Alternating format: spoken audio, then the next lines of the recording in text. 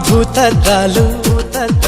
ఉందో లేదో చూడాలంటే నీ నడుముని వందల కొద్ది కావాలంట జలపాతాలు పెరిగే కొద్ది తీర్చాలంటే నీ వేడిని లెక్కకు మించి జరగాలమ్మ మొదటి రాత్రులు మక్కువ తీరక చెయ్యాలంటే మధుర యాత్రలు విన్నాను నీ హృదయవాణి వెన్నెల్లలో నిన్ను చేరని మన్మధుడే బ్రహ్మను పూని సృష్టించాడేమో గాని 60 కేజీల దుడుకుతనాన్ని